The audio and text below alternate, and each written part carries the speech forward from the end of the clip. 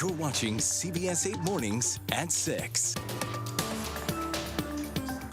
All right, well, good morning, everyone, and thank you so much for joining us here at 6 a.m. on this Friday. I'm Chris Grow. And I'm Carrie Lane. Eric, Netta, and Evan are live in Barrio Logan this morning for our zip trip. Good morning. Oh, my God. I'm so excited for this one because the neighborhood, it's historic. It's just a few minutes here that we're going to be getting to it, but so much culture, art, everything, and they're going to show it all to us. But right now, let's get to our top story. Yeah, so we are following some breaking news out of Miramar where firefighters worked quickly to put out a fire next to a Tesla service center. It happened overnight in the 9200 block of Trade Place, and CBS 8's Regina Yarita is live at the scene with everything that we know. Regina? Yeah, guys, and we are in Miramar. Right behind me is the Tesla service center. It received some damage because of how close the fire got, but take a look at these 4 electric vehicles, just how they have been left. They're completely scorched at this point. You can imagine how intense the fire got at one point because they're unrecognizable. The windows, doors, basically everything all burnt because of those flames.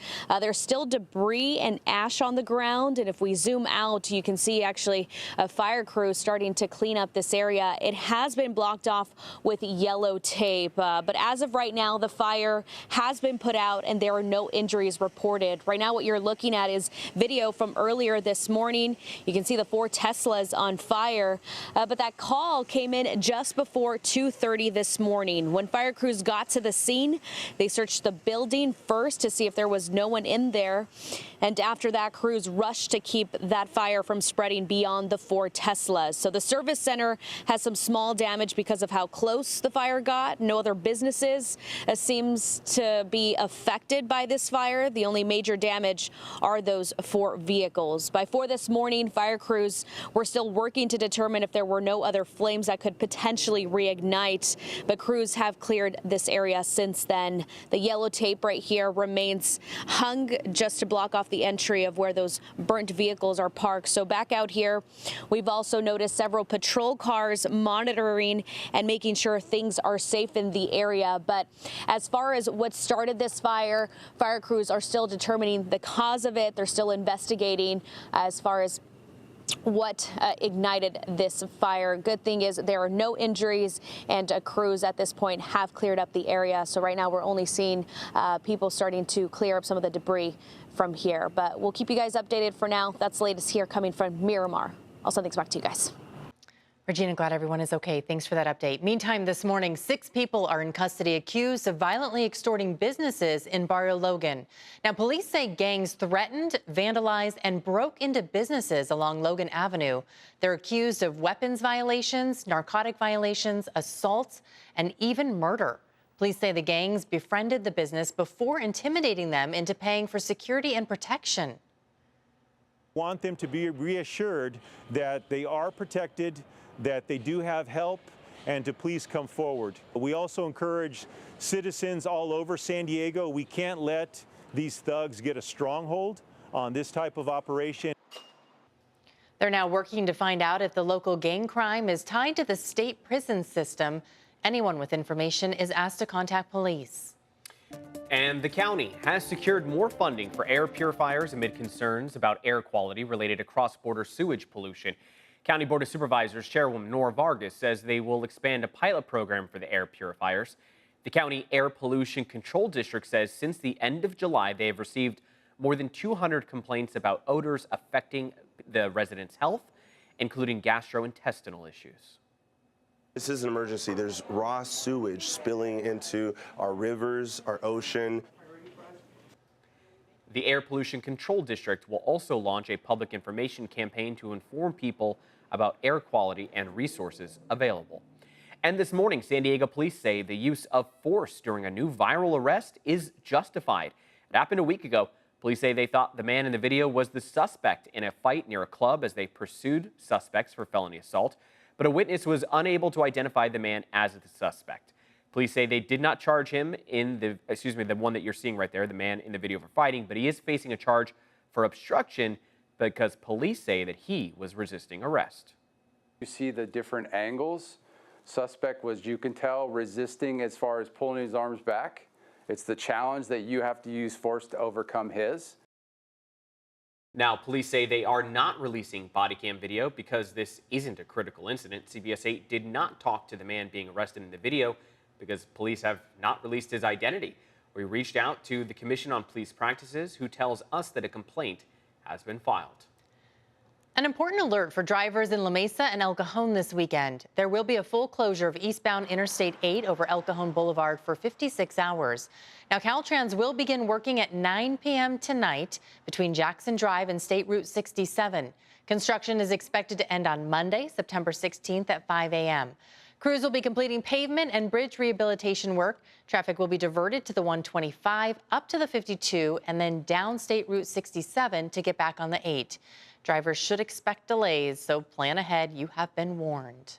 All right, we are going to send it out to our crew live in Barrio Logan this morning. Yeah, no more delays here. They are at Mujeres Brew House, and good morning, guys. A lot going on in Chicano Park over there in Barrio Logan. What can you tell us?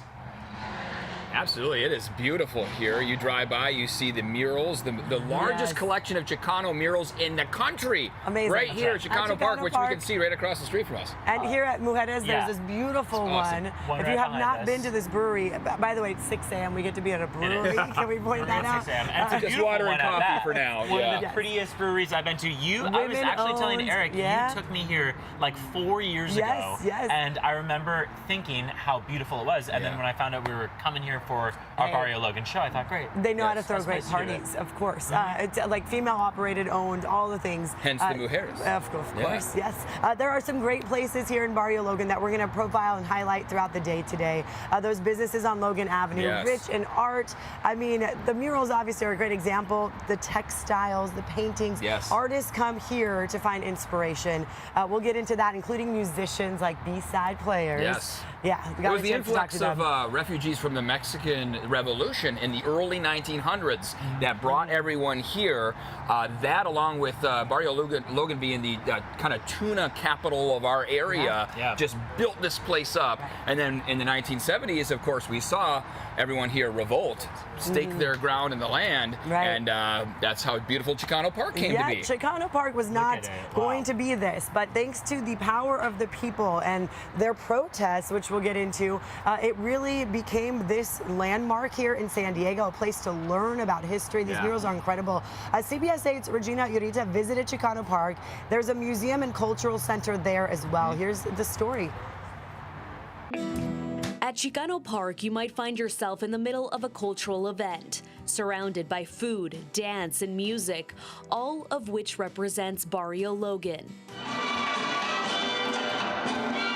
If you walk through the park, you can admire dozens of highway pillars covered in colorful murals, each one painting the stories and the struggles of hardworking families. There's also the Chicano Park Museum and Cultural Center. Both are used to keep every inch of the Barrio Logan Chicano history alive. Chicano Park is 54 years old, and so it was always a prideful thing to be a part of. Alberto Pulido grew up in Barrio Logan and is now the vice chair of the museum, a cultural hub that supports Chicano and Latino artists. Most recently, the exhibition focused on immigrant families. Like the art show in here today features the challenges around immigrant communities, the issues around surviving the border crossings, the butterflies behind me representing a life without borders. The museum's art and history changes through each exhibition, but the Chicano Park murals stay focused on the difficulties that came with making the park happen. That's what this neighborhood's about. That's what we always think about.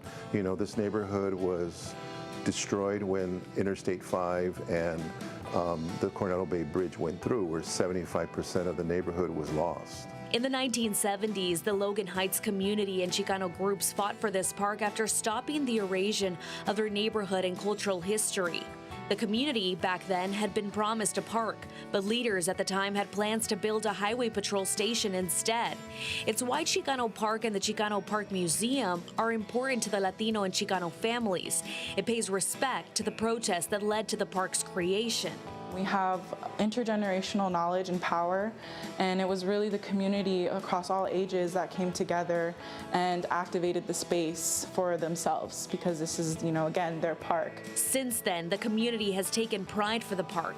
The newer generation has pursued careers in doing just that, like Valerie Jaimes, who has become an advocate for Barrio Logan. My main objective really is to serve and to make sure that I'm honoring the people before me, honoring what has, the struggles that have transpired from the movimiento, and how I can support and really uplift our youth and our generations to come. Making sure that debates like gentrification or erosion do not continue in their community of Barrio Logan.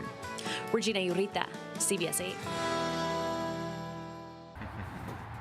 One of the most beautiful ways you can reclaim a park right here in Barrio Logan. It's Those murals. amazing Wow. to see just the display of all the art down there. I remember when I moved to San Diego, going down there and thinking that it was such a beautiful place to be. It is. Yeah, and some great dining options here as well. Lines out the door, Las Cuatros Milpas. Oh my goodness, that place, their tacos. People have traveled from around the world to get food there. These women that run that business have worked so hard. 1933. They line out the door. 91 years, you got a taco place. Makes sense, right? There will be people in line, I'm sure, this morning to get that food. So as they're waiting, what should they expect? Well, what do we feel? It's fantastic. So nice. Right? I brought the jacket and I looked at you. I'm like, I'm not going to wear this. No, we both took off our jackets as soon as we got here because we realized that it was just comfortable. It was mild. And take a look. We're in the mid-60s out there. If you've opened up the windows overnight, you should be able to keep them open for the next several hours before we make our way into the 70s. Probably won't be in the 70s until closer to 10 a.m. or so. Overcast skies, and that's because of that dense marine layer that has made its way onshore and will for many of the mornings to come. Take a look at the weekend forecast. If you are along the coastline, we've got mid-70s out there. Low 80s possible across areas like El Cajon tomorrow, but otherwise, most spots, as far as our western valleys go, will be in the upper 70s for tomorrow afternoon and Sunday. Across the mountains, low 80s today and tomorrow, cooling down additionally into Sunday. And then as we get into the beginning of next week, we start to change up a bit. We see that chance of precipitation move in. Now, granted, you see those numbers, they're not all that incredible. About 15 to 20% chance, maybe 25% going into the end of next week. But this starts to put us into a wetter weather pattern that brings in that opportunity for maybe just light precipitation each morning, a more dense marine layer that has a bit more moisture to it, and maybe even some showers over the mountaintops. So this is a much more fall-like weather pattern that we'll be heading into. For your high temperatures this afternoon, we're cooling down a bit more than yesterday, but otherwise spots like Fallbrook and Vista, they're at the same point that they were yesterday. 77 degrees this afternoon, 80 for Escondido, 81 for El Cajon. On that 7-day forecast, daily opportunities for cloud cover in the morning. That 20% chance of showers goes in and out as far as whether or not we'll really see that precipitation come to fruition, but it does seem like we have at least that 20% shot at it. Across your inland valleys, we'll cool down even more going into the beginning of next week. So we've got mid and lower 70s in the forecast. And then for the mountains and deserts, looking pretty good out there. Widespread 80s, dropping down to the 60s for Monday. The deserts go from 100 degrees this afternoon down to 82, so almost 20 degrees of additional cooling by early next week. Let's take a look at what's going on as far as traffic goes. So far, your roads have been pretty quiet out there. We haven't seen anything too major take place. Let's see, we've got one crash on the map here, and it looks like there's also a stalled vehicle that we can take you to. So jumping into what we have as far as that crash goes, that is on the 125, lane blocked where it meets the 94. The stalled vehicle that we have out there, it's the exit ramp from the 805 southbound to Palm Avenue. Shoulder is blocked there. So it looks like CHP is on scene at both of these, working to clear them before that morning commute really starts to pick up.